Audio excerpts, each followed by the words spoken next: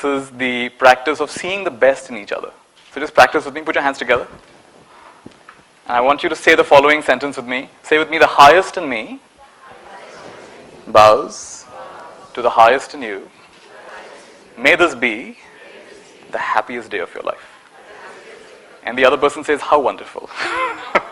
So can you do this with at least two people on both sides of you? So look into their eyes and say, the highest in me bows to the highest in you.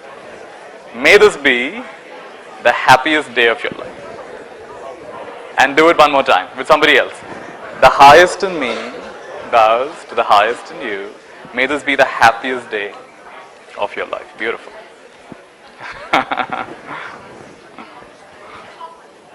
How wonderful.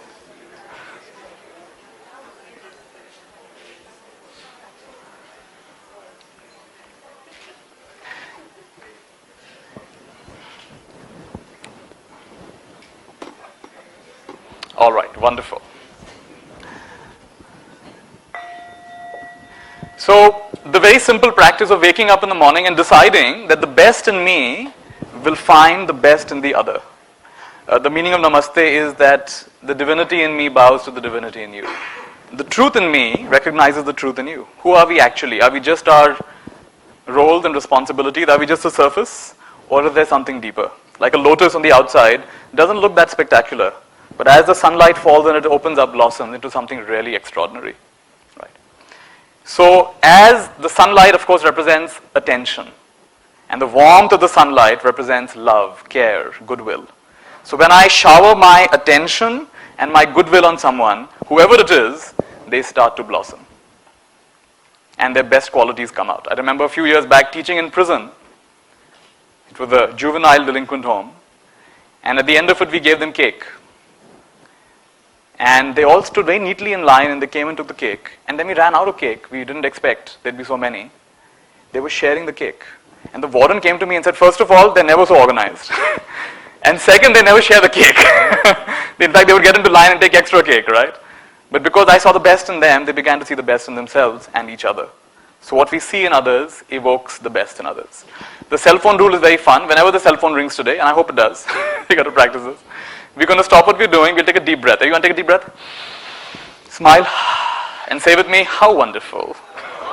All right, practice one more time. How wonderful. And what I found is in so many gatherings, when the phone rings, we all kind of contract.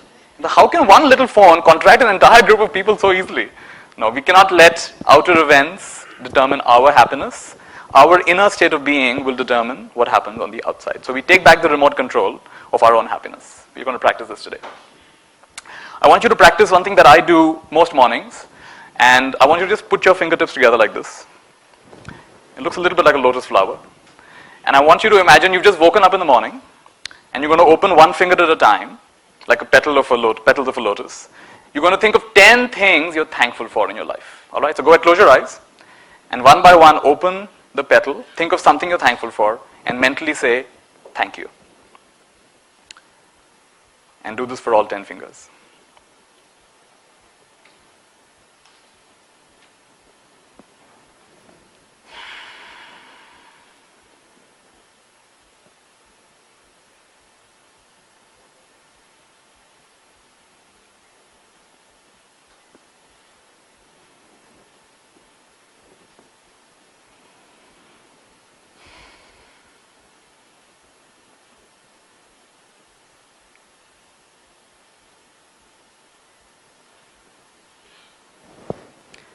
Whenever you're done, you put your hands together on your heart and shift from thinking about gratitude to feeling gratitude.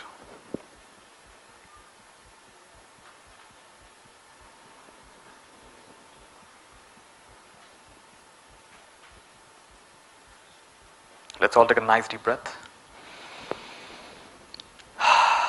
Release your hands. Say with me, how wonderful. It's a simple practice to start your day with. Start the day with gratitude. A friend of mine who's a doctor told me that the most heart attacks happen on Monday mornings. Because they're waking up thinking, oh my goodness, it's Monday. So as you wake up in the morning and you be thankful.